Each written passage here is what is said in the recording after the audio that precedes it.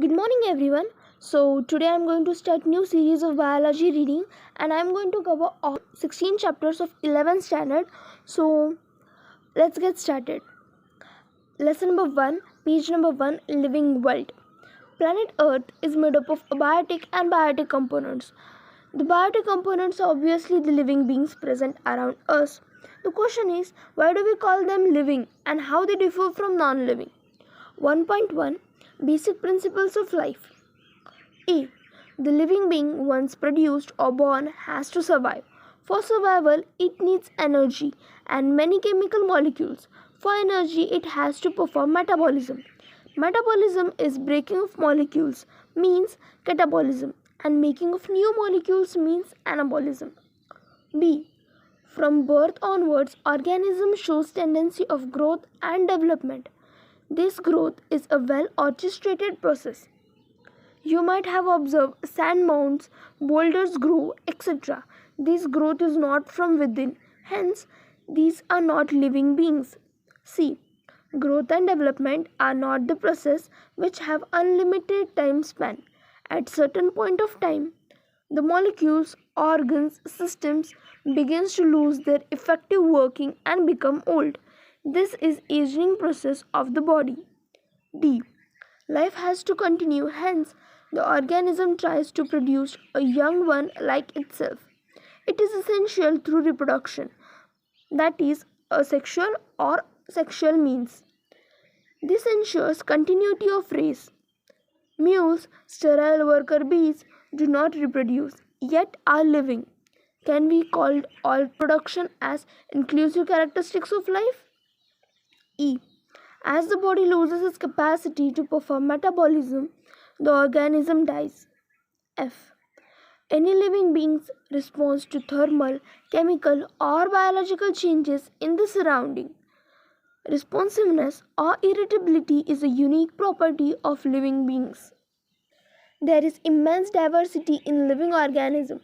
Since time immemorial, variety of organisms are living together on earth. In order to understand the interrelations between living and non-living as well as between two living beings or groups, systematic study of this is essential. This data is also important for various industries and agriculture. Intensive laboratory and field studies in order to identify and classify the organisms form strong basis for meaningful use of the collected data. If we need to study this diversity, certain aids called taxonomical aids can be used. This includes herbaria, botanical gardens, museums, biodiversity parks, etc. 1.2 Herbarium. The word herbarium, plural herbaria, was coined by Piton de Tonnefort in the book Elements. The art of herbarium was initiated by an Italian scientist Luca Ghini in 1490 to 1556. Herbarium are effective tools in the taxonomic studies. A herbarium is essentially a dried plant specimen that is pressed, treated, and mounted on standardized size sheet in order to preserve it. Date, place of collected along with the detailed classification and highlight with its ecological peculiarities, characters of the plant are recorded on the same sheet. Local name and name of the collector may be added. This information is given at lower right corner of a sheet and is called label. 1.3 Botanical Gardens. Botanical gardens are the place where plants of different varieties collected from different parts of the world are grown in a scientific and systematic in vivo manner. Plants are labeled. The labeled board shows scientific as well as common name of the plant. Know the scientist. In 1543, first botanical garden of the world was established by an Italian professor Luca Ghini in AD 1490 to 1556 at Pisa in Italy. Botanical Gardens at Kew in England is known for largest collection for more than 30,000 specimens, preserved plants, and more than 7 million herbarias. Conservation of biodiversity. Biodiversity is the degree of variation of life forms in an ecosystem. Biodiversity is essential to maintain ecological stability. The extent of complexity and density of biodiversity can be regarded as a measure of health of an ecosystem. Population exploitation and overexploitation of resources have resulted in loss of biodiversity at an alarming rate. Conservation involves attempting to slow down, stop, or even reverse the loss in the natural habitat of organism. This is known as in situ conservation. Why does the loss of biodiversity matter? For many people, it is a simple moral or ethical issue. We share our planet with a huge range of other organisms and we have no right to harm them. Biodiversity helps to maintain stability in an ecosystem.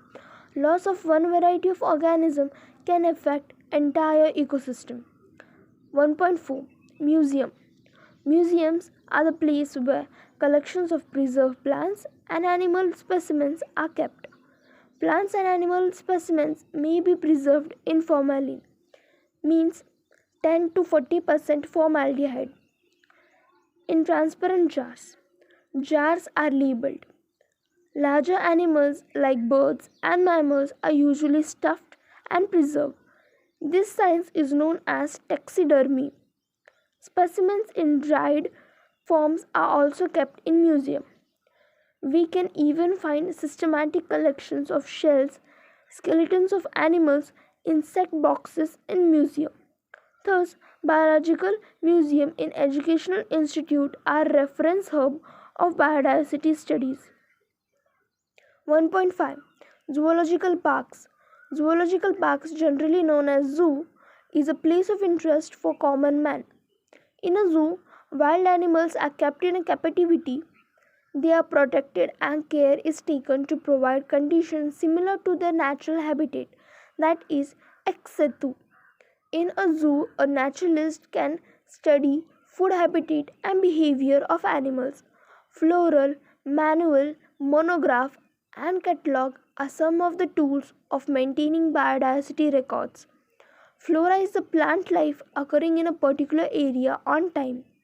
A monograph describes any one selected biological group, whereas manual provides information key about identification of species found in a particular area. 1.6 Biodiversity Parks. It is an ecological assemblage of species that forms self-sustaining community on degrading or barren landscapes. Example, Late Uttamrao Patil Biodiversity Park, Guregar, Mahabaleshwar. This park is the best model for conservation of natural heritage in urban landscape. Systematic classification of living organisms is helpful in understanding the interrelations. In order to understand interrelations between organisms and maintaining harmony on planet Earth, study of biodiversity is must. Know the scientist. Dr. S.P. Agarkar, one of the leading botanists of India. Dr. S.P. Agarkar was born in November 1884 in Malvan, Maharashtra. He explored biodiversity of Western Ghats where he came across a species of freshwater jellyfish which was until then only known to be found in Africa.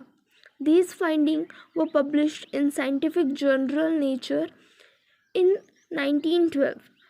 Dr. Andale, the superintendent of Indian Museum in Kolkata, helped Dr. Agarkar in his further endeavors to collect, preserve and conduct microscopic examinations of animals and plant specimens.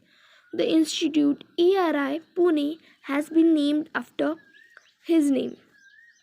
1.7 Key.